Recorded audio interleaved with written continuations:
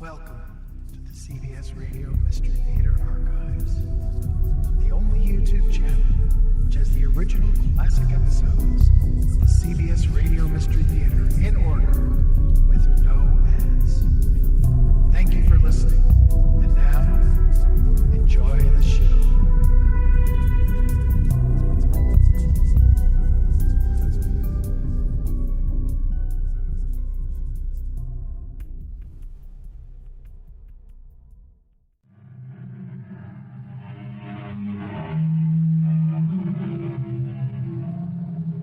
Come in. Welcome. I'm E.G. Marshall. We are told that it is useful, even vital, to plan ahead. And it sounds and seems reasonable enough. However, there are philosophers who tell us that man proposes while God disposes, and that the best laid plans of mice and men gang after gley. So, what's to be done? How shall we live? I suppose I might answer, as best we can. But that's begging the question, isn't it? Maribel, what are you doing here? I came here to ask you a question, Miss Russell. But you're dead. Yes, ma'am. That's why it's so important. Miss Russell, tell me why you killed me. Me? I didn't kill you. You died in an accident. Why did you kill me? An automobile accident. I wasn't even there. Why did you kill me?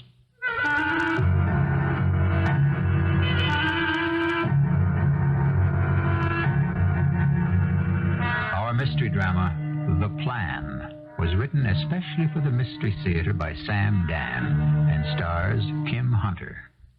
It is sponsored in part by X-Lax and True Value Hardware Stores. I'll be back shortly with Act One. Nothing will sustain you more potently than the power to recognize in your humdrum routine the true poetry of life. Perhaps it's true. Perhaps there is poetry visible to the poet as he gazes upon the sameness of every day. Well, now, consider Robert and Rebecca Russell, a comfortable married couple, fairly well along in years. Their lives have flowed along quietly, peacefully, contentedly. They don't care too much for surprises. They favor the tried and true. They will never set the world on fire, but should that be held against them? Is something wrong, Robert? Well, the egg. It isn't 3 minutes. It isn't? But I did set the timer for 3 minutes exactly. You set the timer? Well, yes, Robert. But where's Maribel? Maribel hasn't arrived yet. She hasn't? My goodness, it's 5 minutes after 8. Yes, I know. It's not like her to be late. She knows exactly how to handle the timer. Well, if you don't like the egg, please don't ask for the toast. I burned it. Oh, you poor dear. And as for the coffee... Robert, dear, cooking has never been a particularly strong point with me. I do hope Maribel gets here soon. I'm terrified at the prospect of having to prepare lunch. Why do you suppose she's late? This must be the first time in 25 years. Well, today's her birthday. Oh, so it is. I'll go out and buy her a little gift. Now, be careful not to spoil her. I thought I'd do something extra nice for her, and so last night as she was leaving, I said, Maribel, here's $5. Tomorrow morning, you forget that bus. I want you to come here in a taxi. Start your birthday off in style. She must have liked that. And that's probably why she's late. Some cab driver could be bringing her by the scenic route. I think I'll go down the street and get the paper.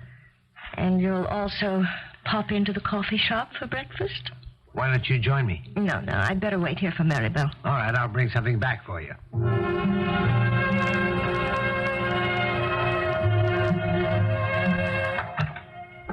Rebecca? I'm in the kitchen. I have a container of coffee for you. I can use that.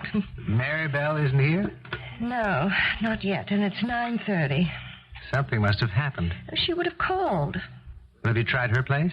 Yes, there wasn't any answer. Well, then I don't know what to make of it. I'll try again.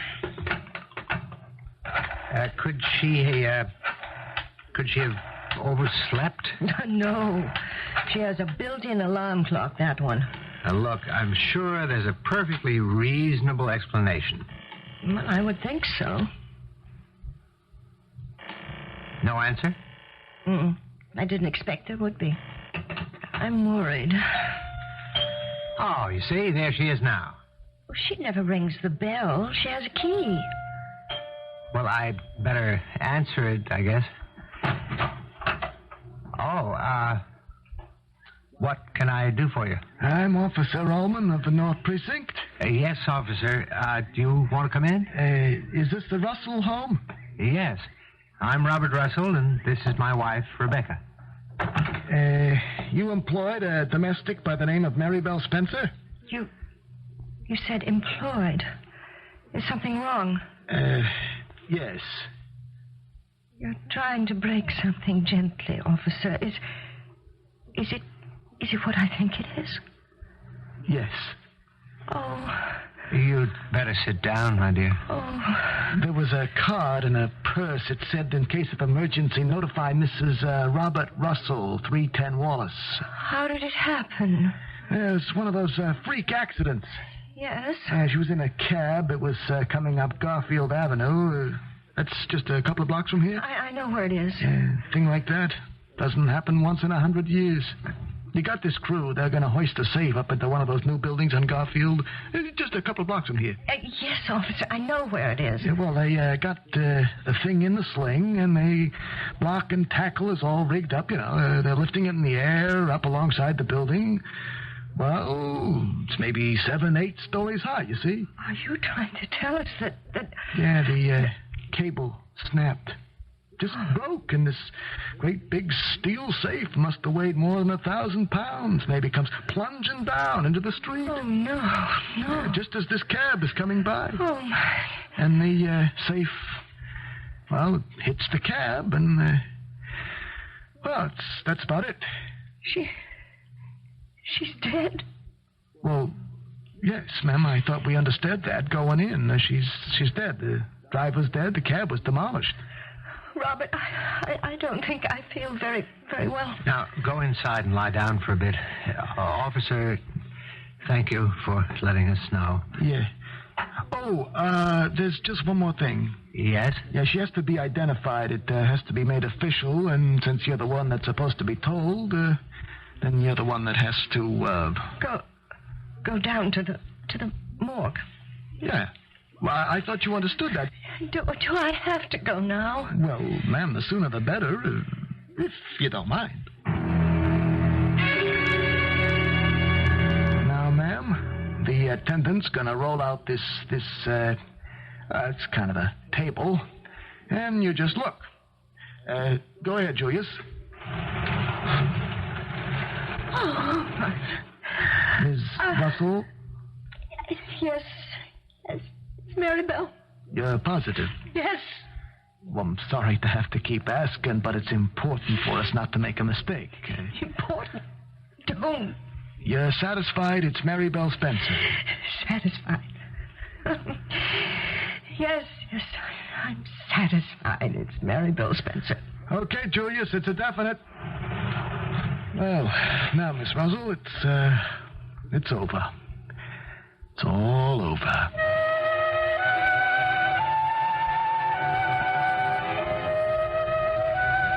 Rebecca? Yes, Robert. Is it dinner time? No, dear, not quite. But you had a very long nap. I was tired. If you sleep too much during the day, you're certain to have a restless night.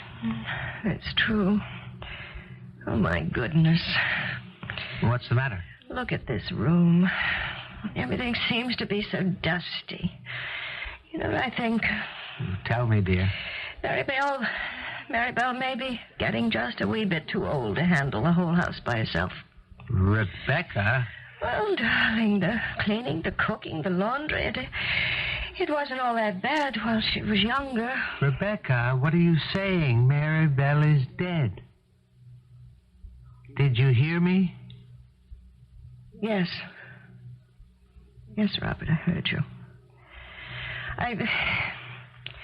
It's just sometimes I wake up from sleep, a deep sleep. Weren't you the one that said when we sleep, we're in another world? Yes, dear, but that was just sort of a literary... But I believe it. I believe we are in another world while we sleep. And sometimes when you wake up suddenly and you haven't quite left that one and you haven't quite returned to this one. Do you understand? I think so. So you're betwixt and between both worlds. You've left the fantasy of the one, but you're not quite inside the reality of the other. And at a time like that, I just keep forgetting that Maribel is gone. Do you see, Robert? Rebecca, you'll have to accept the fact that Maribel is dead. I've accepted it. But you haven't. I've just admitted it. Every morning at 7:30, you keep looking at the door. Why? I'm not aware that You keep listening for Maribel's key to turn in the lock. You keep waiting for Maribel to walk into the house. That isn't so. It is so, my darling. That's why I keep saying you haven't accepted the fact that Maribel is dead. Robert, I know she's dead. Well, then why don't we hire another maid? Another maid like Maribel? Never. They just don't exist. I know we'll never get another Maribel. I mean, just another maid. You can't run this house by yourself. Now, there are various employment agencies. I know, Robert, I know. First thing tomorrow morning. You've been saying that every day for the past 3 weeks. It's all part of what I've been saying. You refuse to accept the fact that Maribel is dead. Now, why? Can't you tell me why? No. But does that mean you refuse to tell me? Or does it mean you don't know yourself? Oh, Robert, I'm tired. I'm so tired. I just want to have a little nap. But that won't do you any good, darling. You can't escape into sleep. You'll have to face up to it. Please, Robert, I will. I just want to close my eyes for a little.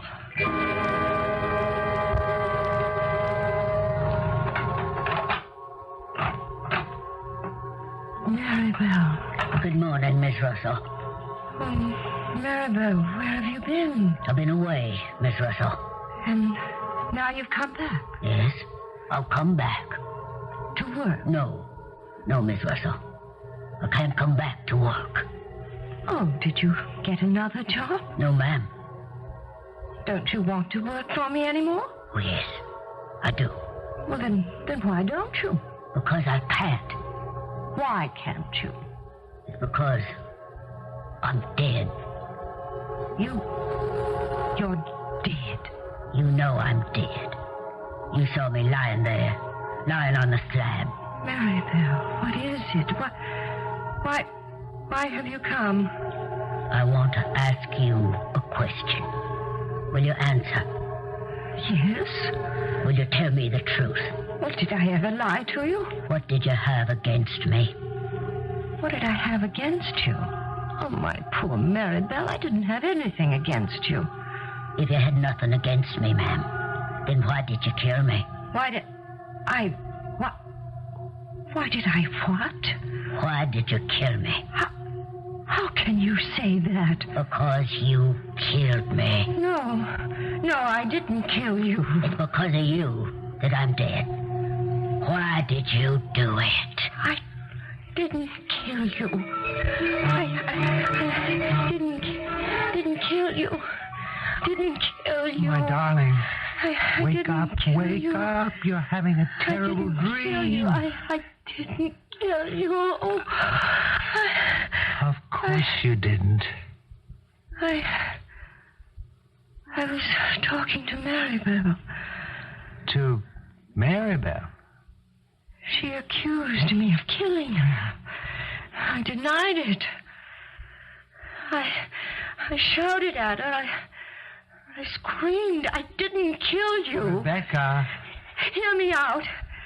But the louder I screamed, the more I became convinced that I was lying. Rebecca, what are you saying? I'm saying I did kill Maribel.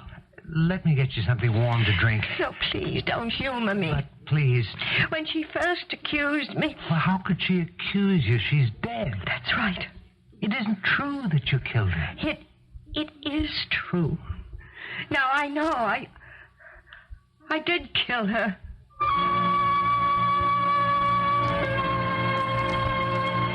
Why should she say that? We were told exactly in great detail the facts in Maribel Spencer's death, and yet Rebecca is convinced that she is to blame. To show you how exquisitely fair we play, the reason for Rebecca's belief has already been presented. Do you know what it is? Well, I'm not going to say another word until I return with Act Two. The whole question of dreams has always been up in the air. I suppose it depends on when you lived. Today, a man who is out of touch with reality is called a dreamer.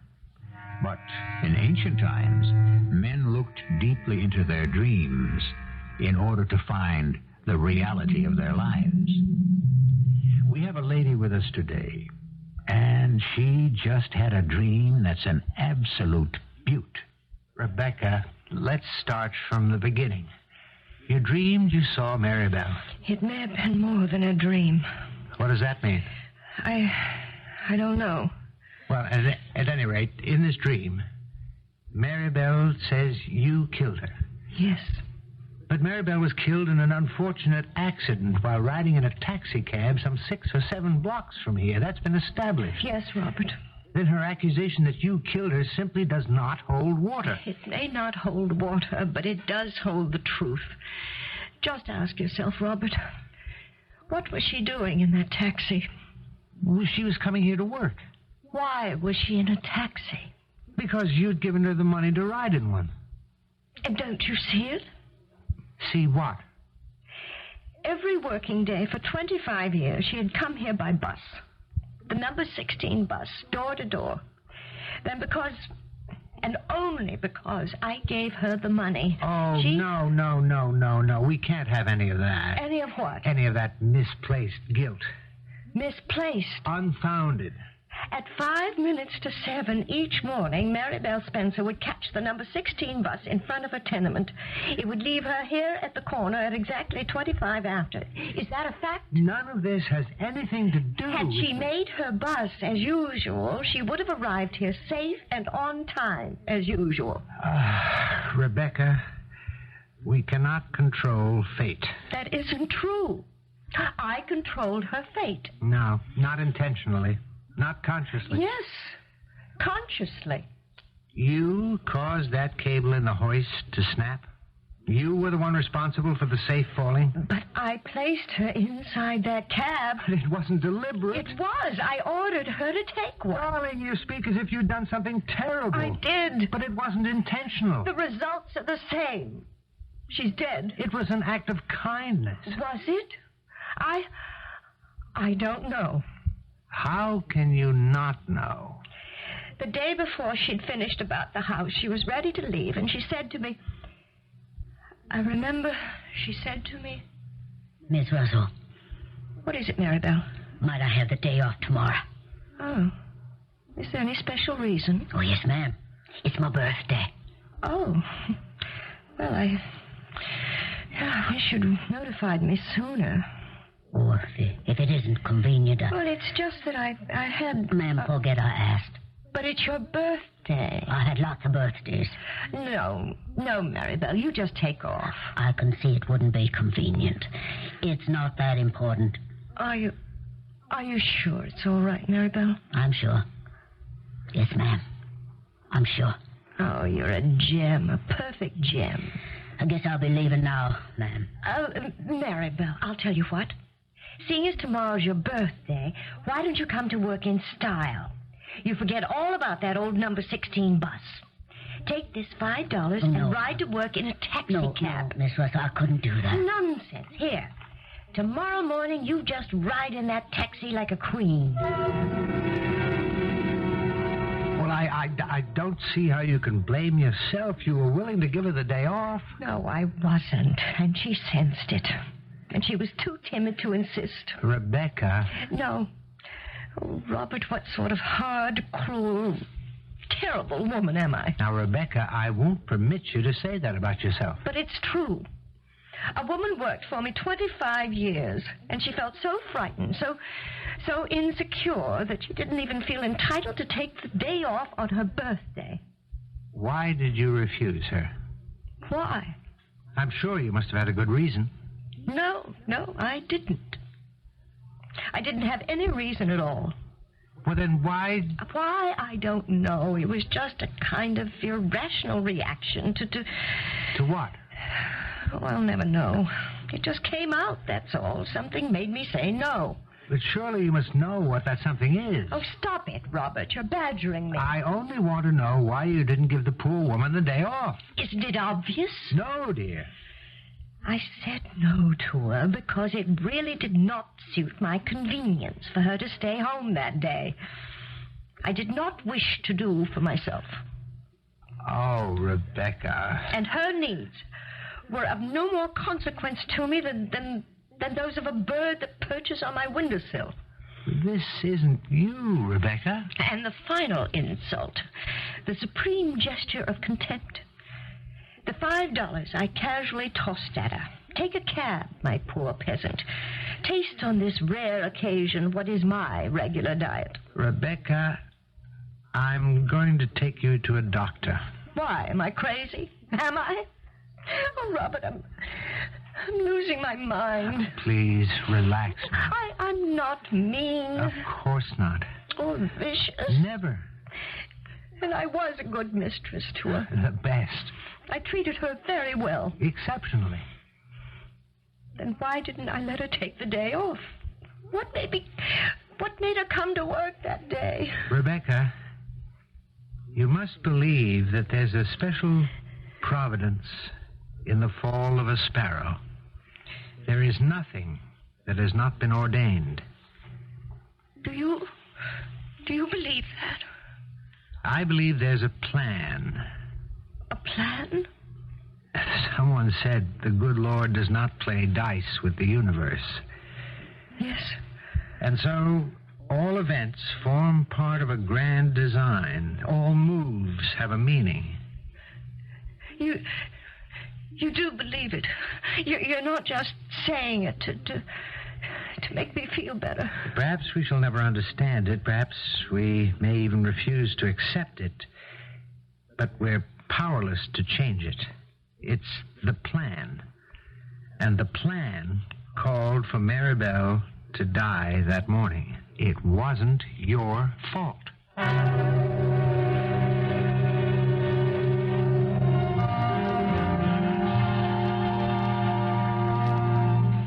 And now for a follow-up on the news. Who will ever forget that freak accident about a month ago in which a huge steel safe fell some 7 stories right on a passing taxi? It killed the passenger, Miss Mary Bell Spencer, and the driver, Tom Horvath.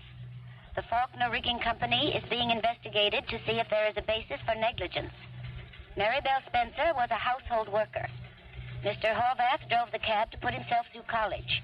He was an honor student and taking an advanced degree in chemistry. Stay tuned for another follow-up of the news on the half hour. Tom Horvath. Darling, please, you'll have to forget this whole business. I try, Robert, but I can't. It wasn't your fault. You keep saying that, and I keep trying to believe it. Horvath. Tom Horvath. He drove the cab. I saw his picture in the paper. A bright, handsome boy. I tell you what, let's go out in the fresh air. A walk will do you a world of good. You go, dear. I'm tired right now. Darling, try to put it out of your mind.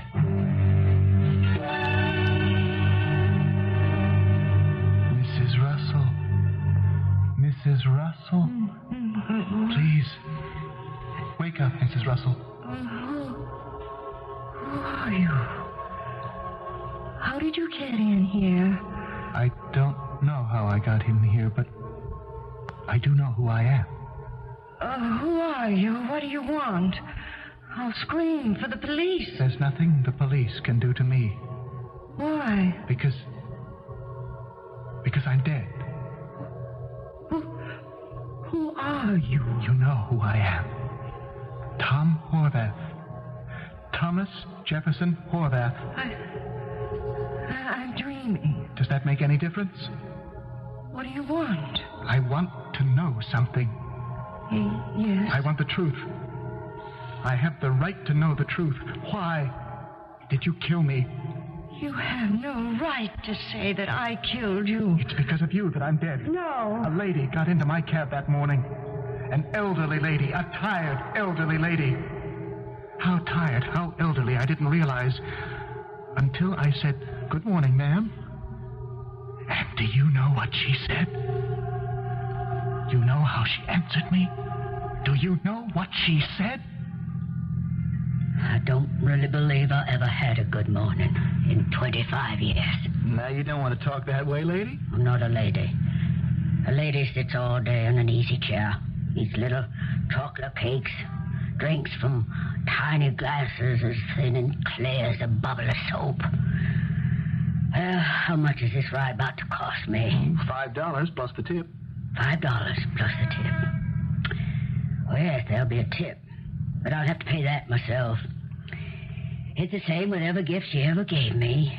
At the end, there's always something I must pay. Well, lady, these days a taxi ride's not a treat. If only I could use this $5 to buy something I really need.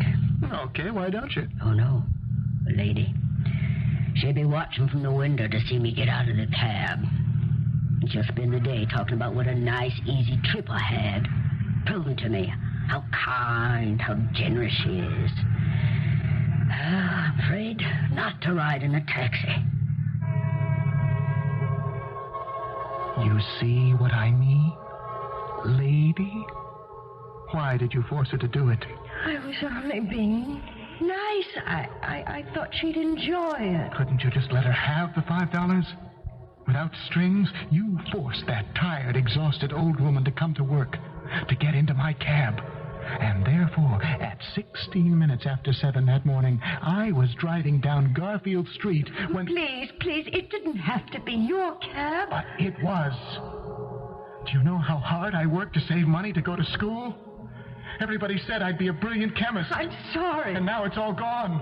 All because of your vanity. I said I was sorry. What could I have done? You could have been a truly kind, generous woman.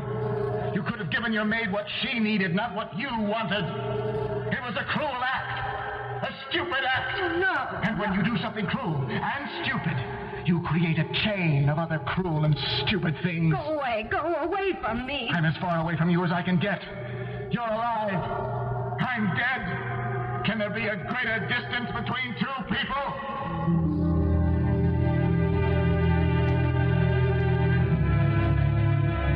That all depends. What is the distance between life and death? How far must we travel?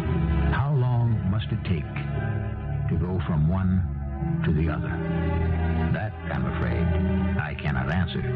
However, I can say in all certainty that you won't have to travel anywhere at all or wait more than a very few minutes for me to return with Act 3. He who has 1,000 friends hasn't one to spare, while he who has a single foe shall meet him everywhere. Death, the foe of each one of us. Where can we go to escape him? Where can we hide from him? Death has a schedule to maintain. Every stop is clearly defined. Every pickup is unmistakably marked. Everyone's life is carefully planned so that we may each find ourselves in precisely the right spot at exactly the right time. Get away from me, please. Why did you kill me? I didn't kill you. Then why do they happen? These accidents. These crazy accidents. It's the way it is. No. There's a reason. Isn't it cruel? Isn't it stupid? Isn't it senseless to die for nothing? The way I did? The way your maid did? I don't deny that. When an accident like that happens, it's because the forces of senselessness, stupidity, cruelty are being strengthened. They're being nourished and supported. And then they come together. They meet. in a train wreck. A plane crash. Please, no more, no more. You helped feed these forces of evil. How? What did I do? You put your maid in my taxi. I thought I was being good to her. Did you? Did you really? Rebecca. Oh, good. You're awake.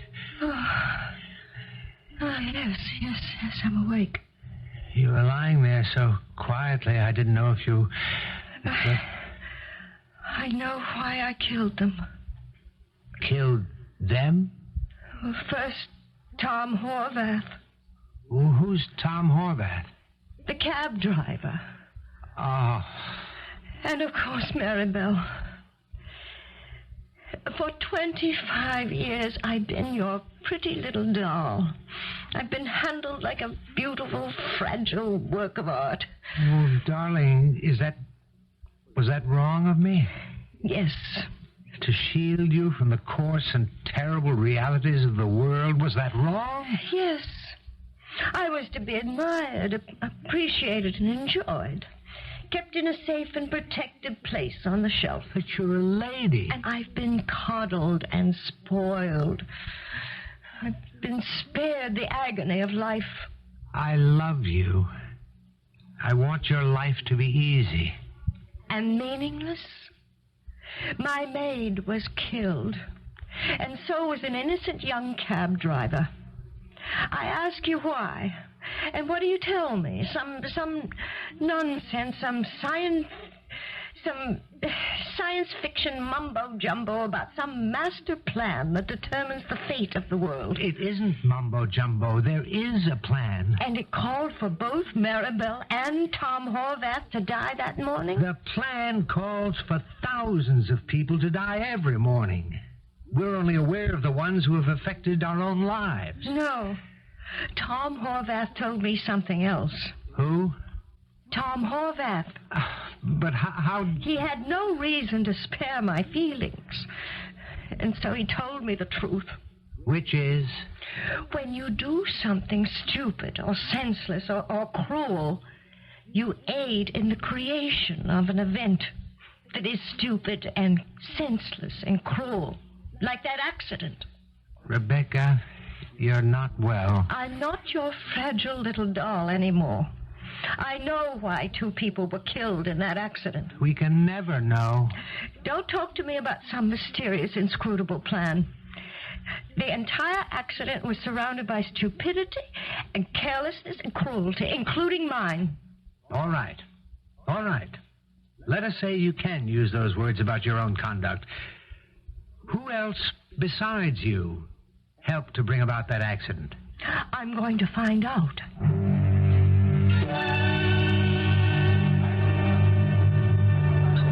Officer Allman? Yeah?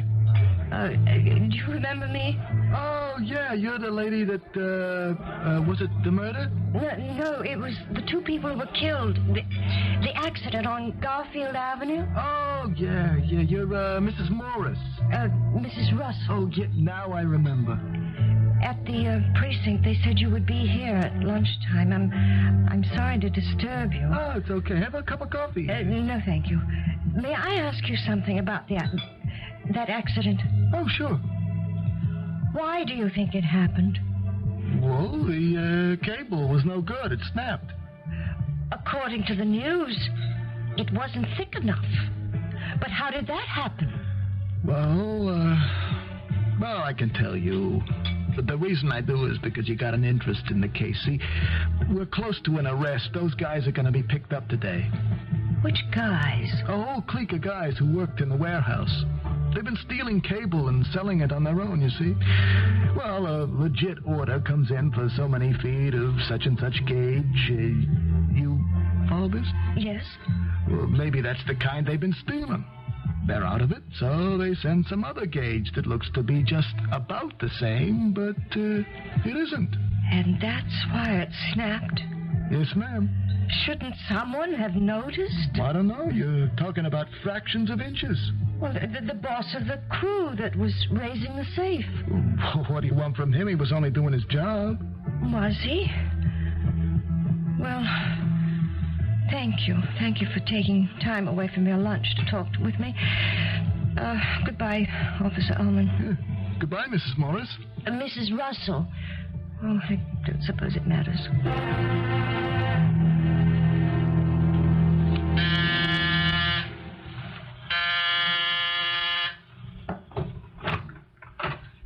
Yeah? Are you Joseph Bessemer? Yeah. Known as Big Joe Bessemer? So? May I ask you a question? Okay, what are you selling? I'm not selling anything. I just wish everybody would quit ringing that bell. Mr. Bessemer. Don't call me mister. Why shouldn't I call you mister? Because I'm a bum. I'm nothing but a drunken bum. You understand that? I must ask you a question. Well, ask. I'm afraid to. I'm afraid of you. Ask. That's what you come here for. Let go of my arm. Ask. You're hurting my arm. Why didn't you notice it was the wrong cable? You wanna come inside?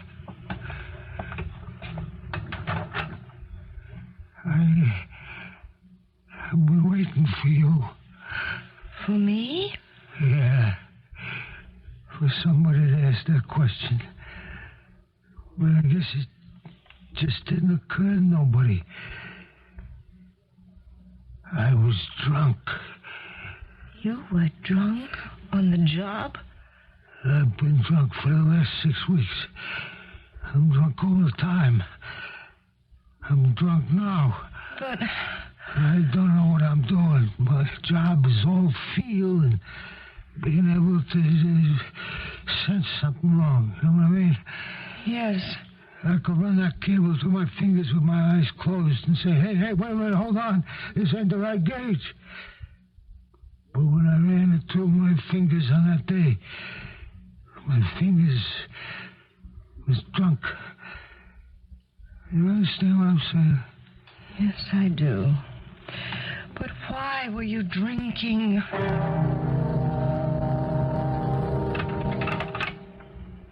Rebecca, Yes, Robert. I don't understand. Why are you wearing black? Why does anyone wear black? I'm in mourning. And no makeup, no... In mourning? Now, Rebecca... I shall also do penance. Penance now, dear. I was part of a chain. A chain of sloth and a chain of evil. So much had to happen for 2 human beings to be killed in what appeared to be some random, senseless accident, but it wasn't. No, it was brought about by... as all of them are brought about, by... Well, look at what had to happen. Now, Rebecca... I shall never be happy again as long as I live. It wasn't your fault. None of you were to blame. Didn't I just prove You to were you? all fulfilling your prescribed roles in the plan. You had no choice. I had no choice but to be insensitive. The thieves had no choice. Rebecca, listen to me. There is a plan. I can prove it. How? I spoke to Professor Henricks. Who is he? He's the teacher. Well, he was Tom Horvath's teacher at the university. Do you know what he said to me? It's a tragedy, but perhaps it's for the best. How could a thing like this be for the best? Thomas Jefferson Horvath is a genius, he told me. And he said, I don't know, but he frightened me. I would look in his eyes. I saw something wild in his eyes. I was terrified because I could sense that soon Tom Horvath would know enough to destroy the whole world. And if the world should happen to displease him, he would do it. He had that wild look in his eyes. Now, that's exactly what Professor Henricks said to me. I don't... Believe it? Well, you saw Tom Horvath in a dream. Did his eyes have that wild, feverish look? Well, The look of the fanatic? Well, he was He was... That is why he had to die. That's why the cable was stolen and the wrong wire sent. Why you made Maribel take a cab. It had to come together, and all of you were only doing your assigned missions in the plan. Oh, Robert.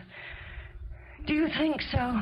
Would you rather construct some far-fetched, melodramatic interpretation about how you were a selfish, insensitive, cruel mistress and be miserable for the rest of your life?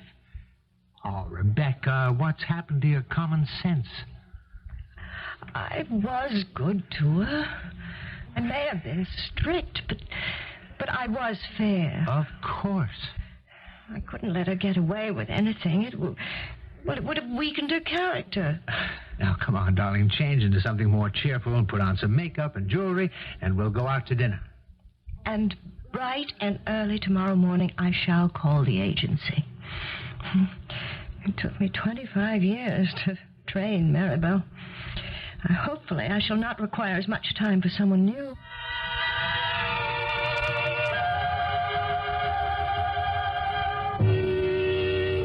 I don't know how much time it took. You may not be aware of it, but there is a problem with domestics these days. It's impossible, it seems, to get someone decent for love or money. The lower classes no longer know their place. I know mine. It's here with you, and I'll be back shortly. The bad things that happen, why do they happen? Is there a scale with good on one side and evil on the other? Is each evil act placed on the side of evil and each good on the side of good? And then, is it a question of which side fills up first and tips over of its own weight? Or is there a plan which simply subtracts evil and good from all consideration of morality and reduces them to mere integers in an equation? Our cast included Kim Hunter, Robert Dryden, Russell Horton, and Evie Juster. The entire production was under the direction of Hyman Brown. This is E.G. Marshall inviting you to return to our Mystery Theater for another adventure in the macabre. Until next time, pleasant dreams.